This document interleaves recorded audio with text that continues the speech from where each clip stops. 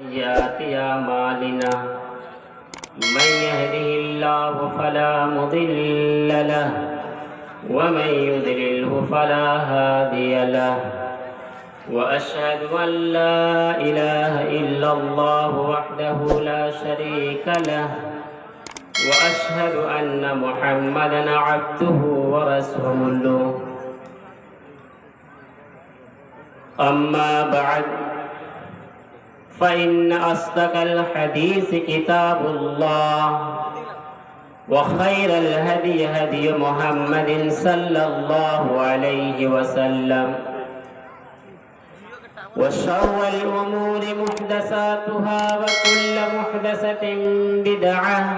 وكل بدعة ضلالة وكل ضلالة في النار. فاعوذ بالله السميع العليم من الشيطان الرجيم. بسم الله الرحمن الرحيم.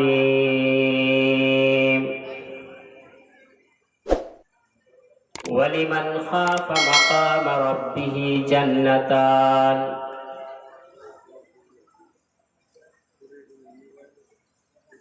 ہر قسم کی تعریف و توصیف، حمد و ثنا اس وحدہ لا شریک خالق کائنات مالک ارض و سما کے لیے لائق و زیبا سجاوار ہے، جس نے ہمیں اور آپ کو اس دار فانی کے اندر پیدا کیا، اور پیدا کرتے ہی ہمیں یوں ہی ایسے ہی جانوروں کی طرح بھٹکتے ہوئے نہیں چھوڑا، بلکہ ہمیں سیدھی راہ دکھلانے کے لیے، صراط مستقیم پر گامزن کرنے کے لیے بے شمار انبیاء کرام کو اس دنیا پر بھیجے گئے۔ ان میں سے ہمارے آخری نبی آخری کڑی پر درود و سلام کا بے شمار پھول نچھاور ہو، آمین اللہم صلی علیہ وبارک علیہ۔ محترم حضرات، نوجوانان کرام، عزیزان گرامی، پردہ نشین خواتین اسلام، اسٹیج پر بیٹھے ہوئے علماء کرام، اللہ تبارک و تعالیٰ کا لاکھ لاکھ شکر ہے جس نے ہم سبوں کو سب سے پہلے اسلام کی نعمت جیسی انمول تحفہ نصیب عطا کیا۔ اس کے ساتھ ہی ہمیں یہ بھی اللہ رب العالمین کا شکر ادا کرنا چاہیے کہ ہم مسلمان گھرانے میں پیدا ہوئے ہیں، لیکن بڑے افسوس کی بات تو یہ ہے کہ یہ دنیاوی زندگی ہمیشگی کی زندگی نہیں ہے۔ ہر شخص اس بات کو اچھی طرح سے جانتا ہے کہ یہاں کوئی ہمیشہ رہنے کے لیے نہیں آیا ہے۔ ایک دن ہمیں یہ دنیا چھوڑ کر کے جانا ہے۔ جانا ہے تو کہاں جانا ہے؟ اپنے ہمیشگی کی زندگی، برزخ کی زندگی میں جانا ہے۔ تو لیکن سوال یہاں یہ پیدا ہوتا ہے کہ جس زندگی کے لیے، جو زندگی ہمارے لیے ہمیشگی نہیں ہے، آج اس دنیاوی زندگی کے اندر اگر غور کر کے دیکھا جائے تو ہم نے آئندہ آنے والے کل کے لیے ہم نے کیا تیاری کر کے رکھا ہے؟ کبھی ہم نے سوچا وہ زندگی کیسی زندگی ہوگی؟ اور یہ 50 اور 60 سال کی زندگی کے لیے انسان اس دنیاوی زندگی کے اندر نہ وہ حلال کو حلال سمجھتا ہے، نہ وہ حرام کو حرام سمجھتا ہے۔ جس طریقے سے بھی آئے، جیسے بھی آئے، جہاں سے بھی آئے، کسی کو لوٹ کر کے آئے، یا وہ انسان خون پسینہ بہا کر کے کماتا ہو، یا یتیم یا بیوہ کے مال کو ہڑپ کر کے کھاتا ہو، بس یہ دنیاوی زندگی کے اندر ہمارے پیٹ کے طوطے بھرنی چاہیے، اور اس پیٹ کے تونے کو بھرنے کے لیے انسان اپنے آخرت کی زندگی کو ہاتھ سے دھو بیٹھتا ہے۔ مجھے افسوس کے ساتھ یہ کہنا پڑتا ہے میرے مسلمان بھائیوں، یہ دنیا کی زندگی ہمیشگی کی زندگی نہیں ہے، آخرت کی زندگی ہمیشگی کی زندگی ہے۔ اگر حقیقت میں اگر دیکھا جائے اس آخرت کی زندگی کے بارے میں کہ اللہ تبارک و تعالیٰ نے قرآن مجید کے اندر یہ نقشہ کھینچا ہے کہ انسان آج اس دنیاوی زندگی کے اندر اپنے ایمان کو بچا نہیں پاتے ہیں۔ یہ ایمان ایک ایسا انمول تحفہ ہے، یہ ایمان ایک ایسی قیمتی دولت ہے، اگر کل قیامت کے دن یہ انسان جو اپنے پروردگار کے سامنے کھڑا ہوگا اور جب دیکھے گا جوک در جوک انسان جہنم کے اندر پھینکا جا رہا ہے، انسان کے دل مچل رہے ہوں گے، ان کے کلیجے ہل رہے ہوں گے، انسان کے پیر وہاں لغزشیں کر رہے ہوں گے، اس کی آنکھیں اور جسم سے پسینے اس طرح چھٹ رہا ہوگا کہ انسان اپنے چیختے ہوئے الفاظ یہ جملے نکالے گا کہ کاش اگر اس دنیاوی زندگی کے اندر اگر ساری کائنات کی زمین کو اگر سونا بنا کر کے اللہ کی بارگاہ میں پیش کر دیا جائے اور یہاں ذرہ برابر ایمان مل جائے، تھوڑا سا ایمان مل جائے تو کاش مجھے یہاں نجات مل سکتا ہے۔ قرآن نے اس کا بھی نقشہ کھینچا۔ ہم نے کبھی سوچا کہ ایمان کیا ہے؟ ہم نے کبھی اس زندگی کے لیے وہ تیاری کی کہ آئندہ آنے والی وہ جو کل کی زندگی ہے، ہم نے اس زندگی کے لیے کون سی ایسی تیاریاں کی ہیں؟ ارے تاریخ کی کتاب کا مطالعہ کرو، مکے کی تاریخ چیخ چیخ کر کے کہتا ہے کہ وہ آئندہ آنے والے کل کی تیاریوں کے لیے صحابہ کرام کی تاریخ کا مطالعہ کریں۔ حضرت بلال رضی اللہ عنہ کو مکے کی ریتلی زمین پر لٹا دیا جاتا ہے، کبھی ابو لہب کوڑا مارتا ہے، کبھی عبداللہ بن حمید کی باری آتی ہے تو کبھی ابو جہل کوڑا مارتا ہے، ایک ایک کر کے بلال پر ظلم ستم اور جبر تشدد کے پہاڑ کو توڑے جا رہے ہیں، اور وہ ریتلی زمین ننگا بدن ہے اور بلال کو وہاں گھسیٹا جا رہا ہے اور بلال کی زبان سے یہ جملے کہلوایا جا رہا ہے، اے بلال کوئی شرک نہیں ہے، اے بلال کوئی کفر نہیں ہے، اے بلال ہم تجھے آزاد کر دیں گے، اے بلال ہم تجھے چھوڑ دیں گے، تجھ پر کوئی ظلم اور جبر تشدد کے پہاڑ ہم نہیں توڑیں گے۔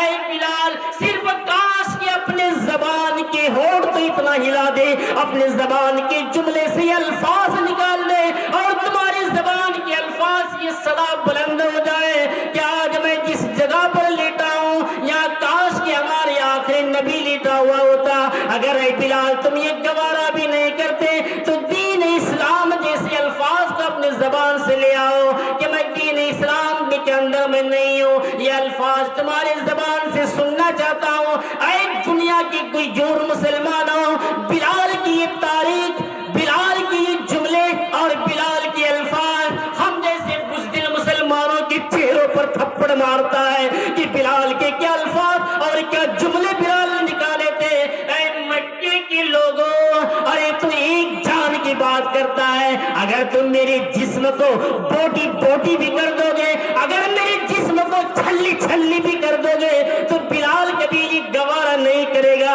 کہ اسلام جیسے انمول تحفہ کو میں اپنے ہاتھ سے چھوڑ دوں اور میں اپنے زبان میں سے نکلنے والی الفاظ کو میں بلند کر دوں۔ ارے تم مجھے کیا موت کے ڈر دکھا رہے ہو؟ اگر تم میرے جسم کو کیما کیما بھی بنا دو گے تو بلال کبھی یہ گوارا نہیں کرے گا۔ کاش کہ ہمارے نبی کے لاشیں پڑی ہوئی ہوتی، ارے ایک جان کیا بلال تو ایسے ہزاروں جان بھی اپنے نبی پر قربان کرنے کے لیے تیار ہو جائے گا، مگر کبھی اپنے ایمان سے سودا نہیں کرے گا۔ دیکھ لیے یہ آئندہ کل کی تیاری کرنے والے، آج ہم نے ایسے کون سی ایمان ہے ہمارے پاس؟ معمولی اس دنیاوی زندگی کے لیے حلال کو حلال نہیں سمجھتے، حرام کو حرام نہیں سمجھتے۔ جس طریقے سے آئے جیسے آئے مال ملنی چاہیے، اور شاید آپ کو یہ بھی نہیں معلوم کہ حرام صرف ہم حرام سنتے آ رہے ہیں آج تک علماء کرام کے بیان میں، حرام حرام حرام، لوگوں کے دماغ میں یہ مزاج بن چکا ہے، مولویوں کا کام ہے اس کا حرام حرام بولنا بھی ہمارا کام ہے سننا، ہم سن لیں گے، عمل تھوڑی کر رہے ہیں۔ حرام یہ ہے کیا؟ اللہ رب العالمین قرآن مجید کے اندر نقشہ کھینچا ہے کہ اللہ تبارک و تعالی حلال چیز کو پسند کرتا ہے، پاک کو، ناپاک کو نہیں کرتا۔ اب مثال کے طور پر آپ اگر راستے میں جا رہے ہیں اور کوئی ایک سکہ آپ کو مل جائے گرا ہوا، شریعت کا مسئلہ ہے، اگر آپ نے اس سکے کو دیکھ لیا اور دیکھنے کے بعد ہاتھ لگانے جا رہے ہیں اور آپ نے سوچا ہاں اسے کون اٹھائے گا، چھوڑ دے، اللہ کے پاس پکڑ ہوگی، آئندہ کل جواب دینا پڑے گا رب کے پاس، کس کا ہے نہیں ہے، شریعت کا مسئلہ ہے، اسے 1 سال تک اعلان کرو، کون اس کے پیچھے اعلان کرنا پڑے گا۔ لیکن آپ یہ بھی جانتے ہیں کہ آپ نے اس سکے کو دیکھ لیے تو آپ چھوڑ نہیں سکتے، چھوڑ دیں گے تب بھی آپ پر گناہ ہوگا، آپ کو اٹھانا پڑے گا۔ مثلا گرا ہوا چیز کو آپ نے اٹھا لیا اور اٹھانے کے بعد آپ اس ایک سکے کو اپنے اور روپیوں کے ساتھ ملا کر کے کچھ خرید لیے، کپڑے مان لو خرید لیے، اب وہ کپڑے سلا کر کے آپ نماز بھی پڑھ رہے ہیں، رمضان مہینے کے روزے بھی رکھ رہے ہیں، افطاری بھی کر رہے ہیں، رب کعبہ کی قسم اس سرسا کے سرزمین پر میں ڈنکے کی چوٹ اعلان کرتا ہوں، صرف شک پیدا ہو رہا ہے، ہم نے اس کو چوری نہیں کیا ہے، ہم نے کسی کے گھر میں ڈاکہ نہیں ڈالا ہے، ہم نے کہیں سے لوٹ کر کے نہیں لایا ہے، گرا ہوا صرف ایک سکہ ملا اور دل کے یہ وسوسہ ہے، یہ کھٹک پیدا ہو رہا ہے، یہ چیز ناپاک ہے یا پاک ہے، تو رب کعبہ کی قسم نہ آپ کا ایک روزہ قبول ہوگا، نہ کوئی صدقہ، نہ کوئی خیرات، اور نہ آپ کی زبان سے نکلی ہوئی کوئی دعا اللہ کی بارگاہ میں پیش کیا جائے۔ ایک سکے کی یہ حالت ہے، گئی ہوئی چیز کی۔ تو جو انسان حرام کے بڑے بڑے مٹکے نگل لیتے ہیں اپنے پیٹ کے اندر، ان کی کیا کیفیت ہوگی، فیصلہ آپ کر لیجیے گا، کیا حالت ہوگی اس کی۔ آپ بتائیے وہ نماز پڑھ رہے ہیں، ان کی نماز قبول ہوگی؟ آپ بتائیے وہ کوئی دعا کر رہا ہے تو اس کی دعا اللہ کی بارگاہ میں پیش کیا جائے گا؟ کیونکہ اللہ قرآن میں کہتا ہے کہ اللہ پاک ہے، پاک پسند کرتا ہے، ناپاک نہیں کرتا ہے، اور اللہ نے کہا اے لوگوں تم پاک کھاؤ ناپاک نہ کھاؤ۔ کہاں جا رہے آج یہ امت؟ ہم کیوں نہیں سوچتے ہیں اپنے آخرت کی آئندہ آنے والے کل کے لیے؟ آئیے اسی آیت کی روشنی میں ابو الغیاث ایک بوڑھا شخص کا میں ایسا ایک واقعہ بتا رہا ہوں جو اس 5 سالہ اس تقریری میدان میں یہ واقعہ کہیں بیان نہیں کیا، اس سرسا کے سرزمین پہ نیا ہے، یہ میں کہیں نہیں بولا وہ یہ واقعہ، اور یہ واقعہ سننے کے بعد جس انسان کے آنکھوں سے آنسو بھی نہ نکلے تو سمجھ لو کہ وہ انسان نہیں، پتھر سے بھی پتھر ہے، وہ انسان ہو ہی نہیں سکتا۔ ایک بوڑھا شخص ابو الغیاث اس کا نام ہے، نہایت ہی غریب شخص ہے، 4 بیٹی ہیں، بیوی ہے، ایک ساس ہے، اور وہ اور ان کی بیوی، کتنا ہو گئے؟ 8۔ ہر انسان کی ایک خواہش ہوتی ہے، ایک تمنا ہوتی ہے کہ مکے کے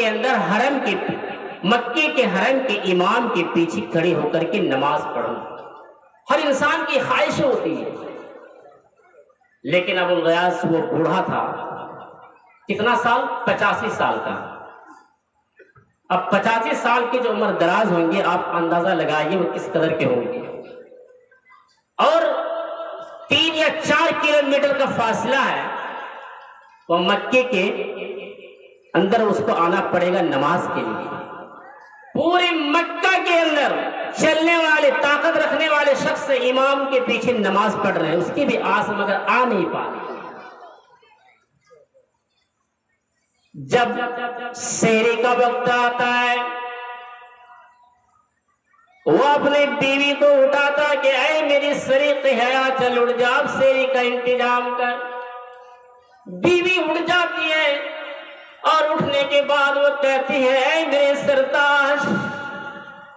میرے گھر میں پانی کے سوا کچھ بھی نہیں ہے، سکی ہوئی صرف ایک روٹی بچی ہوئی ہے اور کچھ بھی نہیں ہے۔ میرے بھائی غور کرے، آج جب رمضان کا مہینہ آتا ہے تو ہم اپنے گھروں میں کیسے ٹھاٹ اور باٹا اور شان کے نوالے استعمال کرتے ہیں، لیکن اسے